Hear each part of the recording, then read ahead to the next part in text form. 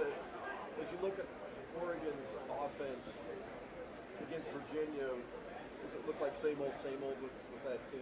Well, the thing about Oregon and most good offenses is that, you know, the basics will be there, the actual plays, but the delivery system won't be there. There'll be different formations, motions, and ways that they get to those plays.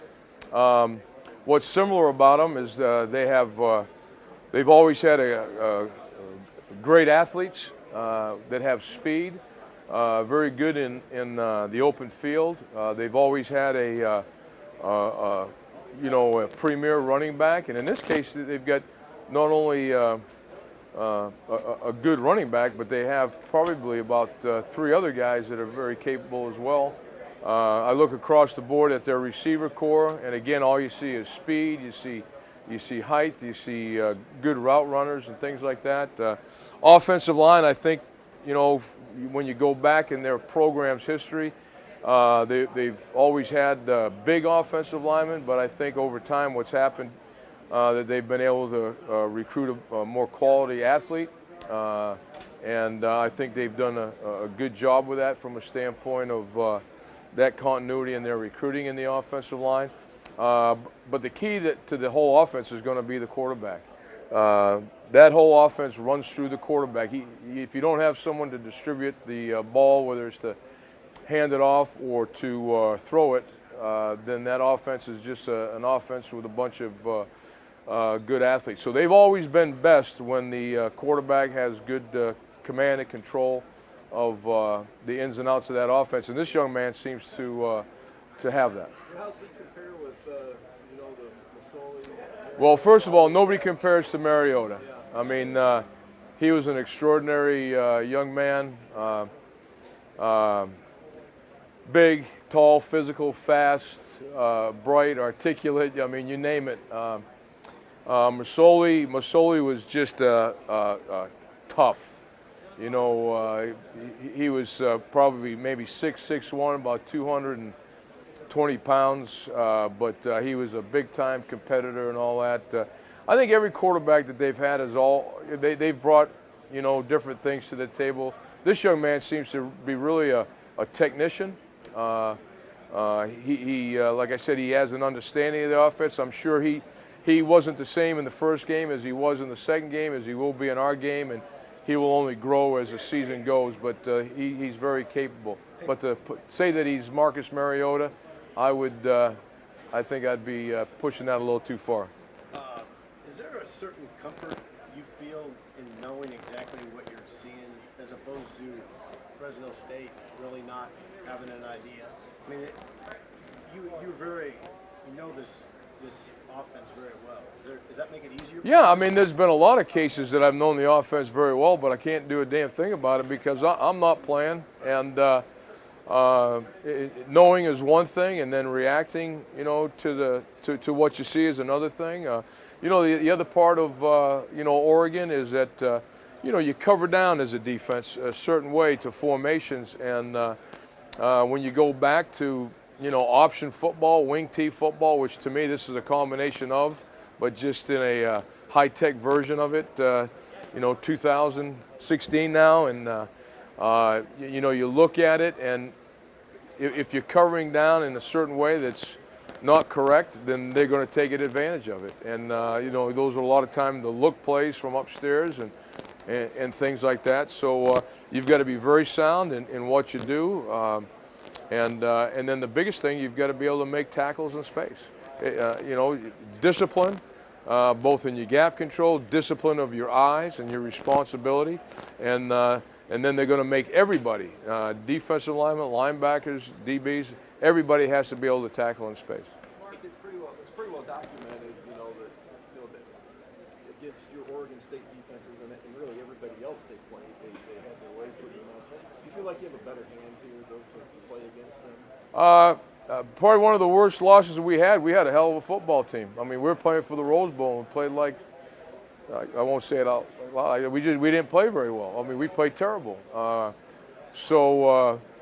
With that said, you know, when you look at those scores, I know what went into the scores, and I know when we played well and when we did. I know the last time we lined up, we played with absolutely no heart. The time before that, we had our backs to the walls. We shouldn't even been in the game. We came back and we played our hearts out in that game. I don't think the score, is ever indicative of exactly what goes on in any game, whether it's Oregon or us. There's also, there's 3 phases to the game. There are other contributing factors. When you go on the field and you play 106 plays in a game, it's not because we wanted to stay. Because if we were that terrible, they could make the same amount of points in 50 plays that they did in 106. So it wasn't like torture or anything like that. I can remember that particular game in the first quarter. The first 3 series, they went for it 3 times in a row on 4th down, and we stopped every single one. But yet at halftime, I think we had played either 65 or 68 plays. So,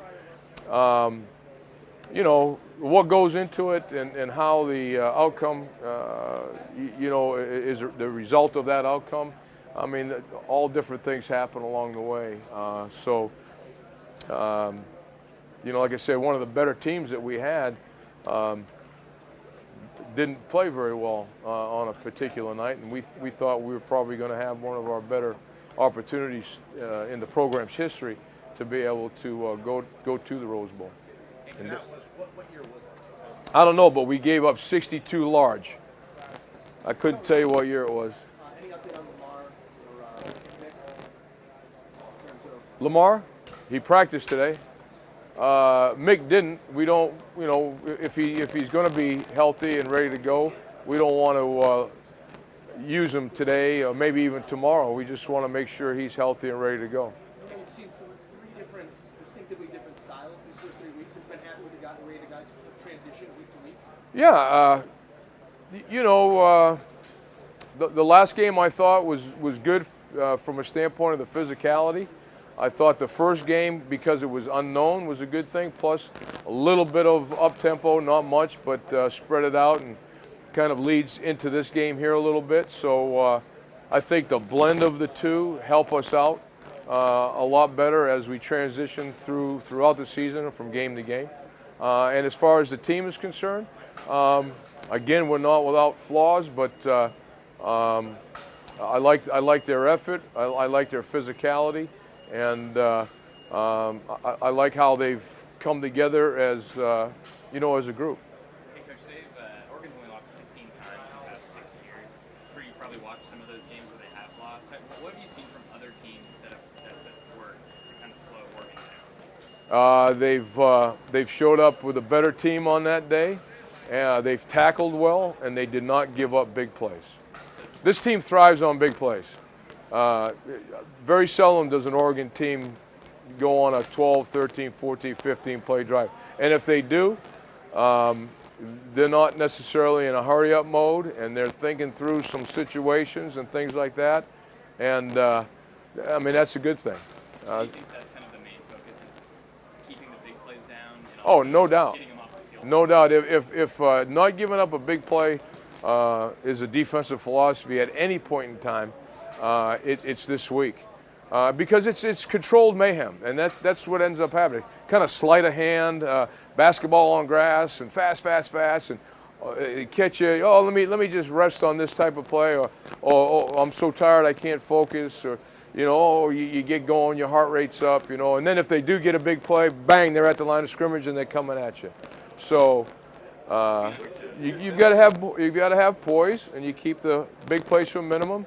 You know that people are going to get yards, and just get them to a manageable 3rd down, go get it, and be ready to play 4th down, because they're going to go for it on 4th down as well. Is your depth going to get tested this week? Whoever's on the field will be tested. Yeah, whoever's on the field will be tested. Do you anticipate needing to show? Well, if we get off get off the at field, 3 and yeah, out and exactly. 4 and out, it'll be a good thing. Yeah.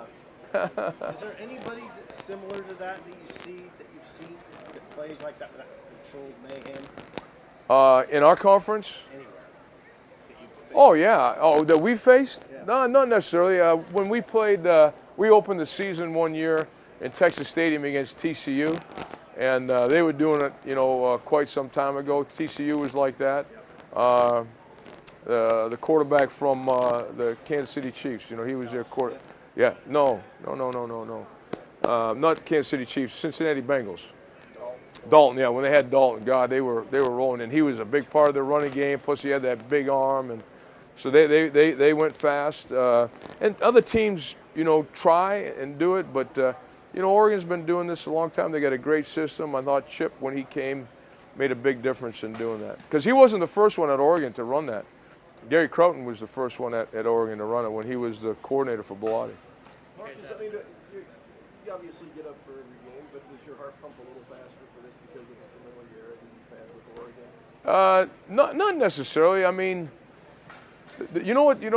Is kind of getting me jacked up right now.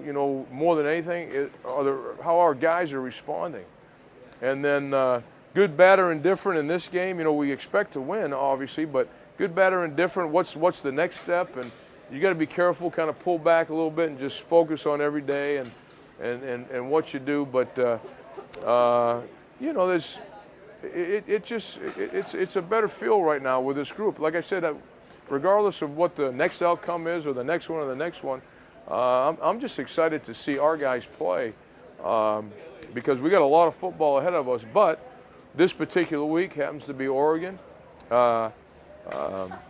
Looking forward to playing it's a good team now. We're taking a few steps up. It's one of the premier teams in the country, and we feel like we can match up. But there's no sense of talking about it. We've got to go do it and be about it.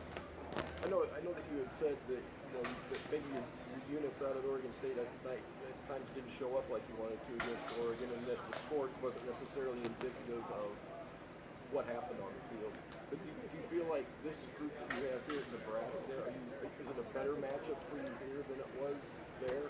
I don't know. I don't know. I mean, like I go back to the 62 butt whoop, the 62-point butt whooping that we took. We had eventually that group. There was 2 NFL corners, an NFL safety, 2 NFL linebackers, and 3 NFL defensive linemen that all at some point in time in their career had opportunities. So that was a pretty good group.